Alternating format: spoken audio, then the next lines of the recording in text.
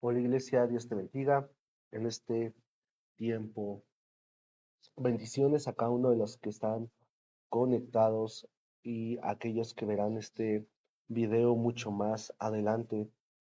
Eh, Quiero invitarte a que podamos orar para tomar este tiempo, que sea el Señor quien nos guíe, quien nos enseñe su palabra. Padre, te doy gracias porque tú nos permites, Señor, estar a través de esta plataforma, Señor, poder aprender juntos tu palabra, poder escuchar tu voz, poder entender, Señor, lo que tú quieres hablarnos. Te pido que tú seas, Señor, bendiciéndonos con tu sabiduría en este tiempo, Señor, que seas tú quien nos enseñe, Señor, quien nos ayude a poder dar fruto de tu palabra, Padre. Te lo pido, Señor, en el nombre de Jesucristo. Amén y amén. Eh, nos toca leer el capítulo 2 de Segunda de Tesalonicenses. Es una continuación de lo que hemos estado leyendo de los otros capítulos. Y Pablo está tocando el tema de la segunda venida de Jesucristo y les está aclarando a la iglesia de Tesalónica, ya que esta iglesia estaba pasando persecución en su tiempo y ellos se aferraban a la venida de Jesucristo, pero eh, algunas personas habían introducido esta duda en esta iglesia acerca de que la venida de Jesucristo ya se había realizado o eh, se había concluido. Entonces, Pablo hace una aclaración y en este capítulo está tocando este tema. Quiero comenzar con el versículo 1. Segunda de Tesalonicenses dice: pero con respecto a la venida de nuestro Señor Jesucristo y nuestra reunión con Él, os rogamos, hermanos. Esto ya lo había hablado Pablo en Primera Tesalonicenses 4:15-17. Dice el versículo 2: que no os dejéis mover fácilmente de vuestro modo de pensar, ni os conturbéis, ni por espíritu, ni por palabra, ni por carta, como si fuera nuestra. Pablo les está diciendo, o sea, con respecto a la venida de Cristo, no se dejan mover fácilmente en su modo de pensar. No se turbe su corazón. Dicen, aunque sea por espíritu o por palabra o por alguna carta que pudiera infiltrarse en la iglesia, con la supuesta, como si fuera enviada por el mismo Pablo. Dice, en el sentido de que el día del Señor está cerca. El 3: nadie os engañe en ninguna manera, porque no vendrá sin que antes venga la apostasía y se manifieste el hombre de pecado, el hijo de perdición, el cual se opone y se levanta contra todo lo que se llama Dios o es objeto de culto, tanto que se sienta en el templo de Dios como Dios, haciéndose pasar por Dios. El 5: ¿no os acordáis que cuando yo estaba todavía con vosotros os decía esto? El 6: y ahora vosotros sabéis lo que nos detiene, a fin de que a su debido tiempo se manifieste, porque ya está en acción el misterio de la iniquidad, como que hay quien al presente lo detiene, hasta que él a su vez sea quitado. Dice el 8: y entonces se manifestará aquel inicuo a quien el Señor matará con el espíritu de su boca y destruirá con el resplandor de su venida. Inicuo cuyo advenimiento es por obra de Satanás, con gran poder y señales y prodigios, mentirosos y con todo engaño de iniquidad para los que se pierden, por cuanto no recibieron el amor de la verdad para ser salvos. Por esto Dios les envía un poder engañoso para que crean la mentira, a fin de que sean condenados todos los que no creyeron a la verdad, sino se complacieron en la injusticia.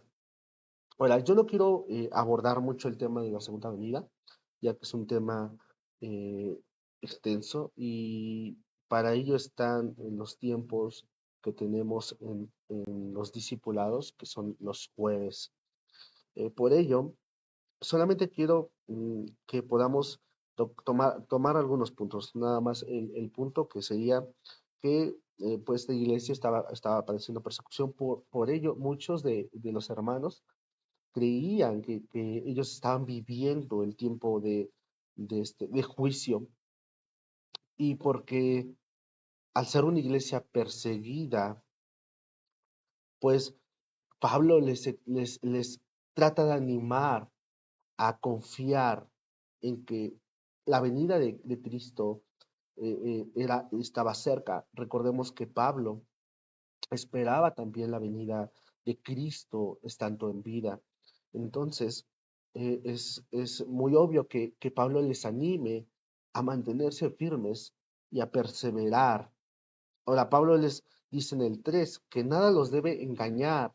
Dice, porque no vendrá sin que antes venga la apostasía. Ahora, esta apostasía, algunos comentaristas lo traducen como algunos sucesos. La apostasía significa deserción, retracción o negar la fe.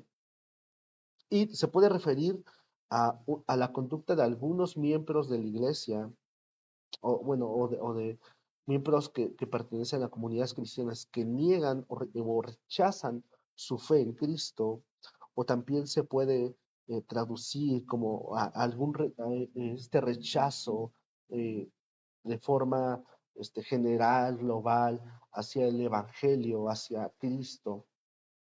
Pero aquí el punto de Pablo es, ustedes no se alarmen porque todo esto va a ocurrir eh, antes de que Cristo venga. Pero ello, vamos a continuar en el versículo 13. Dice, pero nosotros debemos dar siempre gracias a Dios respecto a vosotros, hermanos amados por el Señor, de que Dios os haya escogido desde el principio para salvación. Ahora, Pablo les anima, y estos son los puntos que yo quiero que tú te pudieras quedar en este tiempo. Pablo les anima diciéndoles, yo doy gracias a Dios por ustedes, hermanos amados por el Señor, de que Dios los haya escogido desde el principio para la salvación, mediante la santificación por el Espíritu y la fe en la verdad. 14, a lo cual os llamó mediante nuestro evangelio o mediante la predicación de Cristo, de lo que Pablo, del ministerio de Pablo, es lo que está refiriendo, eh, para alcanzar la gloria de nuestro Señor Jesucristo. 15, así que, hermanos, estad firmes y retened la doctrina que habéis aprendido, sea por palabra o por carta nuestra. Quiero que podamos quedarnos con estos puntos. Nosotros fuimos escogidos para salvación. Ahora, ¿cuál debe ser nuestra actitud? Porque creo que lo que aprendemos de esta iglesia de Tesalónica es que al ser una iglesia que estaba padeciendo eh, persecución, ellos se aferraron a la venida de Jesucristo. Ellos tenían la esperanza de que Cristo iba a volver en su tiempo, porque ellos estaban padeciendo una situación no muy favorable.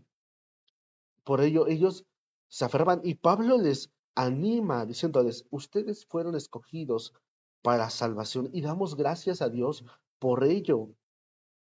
Y en el 15 les dice, hermanos, estar firmes o estén firmes y retener la doctrina que habéis aprendido, sea por palabra o por carta nuestra. ¿Cuál sería nuestra actitud? Eh, Al padecer tribulación, que es lo que vimos también en el capítulo 1, nuestra actitud para poder soportar pruebas, para poder soportar situaciones, aún también nuestra actitud para esperar la venida de Cristo es esta, es estar firmes o permanecer firmes reteniendo la doctrina que hemos aprendido. Aquí dice, Pablo les dice, sea por palabra, o sea, cuando yo estuve con ustedes, lo que les haya enseñado, o por carta nuestra. Entonces, la actitud de nuestro corazón es permanecer firmes en el Señor y retener la doctrina. ¿Cuál doctrina? La palabra del Señor, el Evangelio de Jesucristo que hemos recibido, el cual es mediante fe, no es por obras, el cual es para salvación de nuestra alma. Debemos permanecer en ello. Y el 16 dice, y el mismo Jesucristo, Señor nuestro y Dios nuestro Padre, el cual nos amó y nos dio consolación eterna y buena esperanza por gracia, conforte vuestros corazones y os confirme en toda buena palabra y obra. La esperanza que tenemos tú y yo, hermanos, es que el Señor Jesucristo y el Dios Padre, aquí como dice este versículo 16, el cual nos ha amado y nos dio una consolación eterna y una esperanza por medio de la gracia, dice, Él va a confortar nuestros corazones y va a confirmar toda buena palabra y toda obra en nuestras vidas. Y yo quiero dejarte con estos puntos. Yo sé que es un capítulo algo corto, sin embargo, creo que aprendemos de la iglesia de Tesalónica esta, esta actitud, cómo podemos enfrentar las pruebas, pero también cómo podemos mantenernos firmes en ellas y cómo podemos esperar la venida de Cristo. ¿Y sabes por qué? Porque en estos tiempos de redes sociales, de muchos, mucha información, mucho contenido, podemos encontrar mucho clickbait, mucho, ¿qué es esto? Como esto que genera morbo en muchas personas, de que, bueno, ya tal persona ya dijo cuál es la fecha en que Cristo iba a venir, tal persona ya está diciendo que Cristo vendrá por este año, o esta persona se ha levantado como un profeta, o X cosa. Pero creo que la palabra es aquello que nos puede enseñar y nos guía, es aquello que nos guiará a vida eterna y es aquello que nosotros debemos permanecer en su palabra. Y el consejo de Pablo para esta iglesia es: estén firmes, retengan la doctrina y el Señor Jesucristo y el Dios Padre va a confortar nuestros corazones y va a confirmar toda buena palabra y toda obra en sus vidas. Y yo quiero dejarte con estos puntos para que tú puedas eh, tomarlos, aferrarte a ellos. Recuerda permanecer firmes en el Señor, permanecer firmes como hijos de Dios, como hermanos en Cristo, como iglesia, como comunidad, reteniendo la doctrina que hemos aprendido tú y yo hasta este momento, la doctrina de la salvación, de la gracia, de que el Señor Jesucristo también vendrá por su iglesia, aunque nosotros no lo sabemos, pero la forma en que tú y yo debemos esperar su venida es estando firmes, reteniendo la doctrina y confiando en el Señor. El consejo de Pablo para esta iglesia fue eso y yo quiero dejarte con estos puntos. Vamos a orar para dar gracias al Señor. Yo sé que fue un tiempo muy breve, muy corto, pero creo que podemos aprender de su palabra. Y, y oremos, Padre, te doy gracias porque tú eres fiel, porque tú eres misericordioso, porque aún en medio, Señor, de lo que esta iglesia estaba viviendo, Señor, tú nos enseñas el ejemplo de esta iglesia, el cual es esperar en ti, Señor, esperar en tu venida, pero la actitud que debemos tener es permanecer firmes, aún en medio de las pruebas o las situaciones que pudieran golpear nuestra vida, Señor, o nuestra fe. Eh, Ayúdanos, Padre, a permanecer firmes, a retener la doctrina que hemos aprendido, Señor, a entender que eres tú el Dios bueno, el Dios de gracia, aquel que nos ha amado desde antes, Señor, aquel que nos confirmará, Señor, en toda buena palabra, en toda obra, Señor. Yo te doy gracias por la vida de cada uno de los que están conectados, o aún los que verán, Señor, este tiempo mucho más adelante. Te pido que seas tú guiándonos a toda verdad. Eh, Te lo pido, Padre, en el nombre de Jesucristo. Amén y amén. Dios te bendiga, iglesia, y ten una excelente noche. Bendiciones.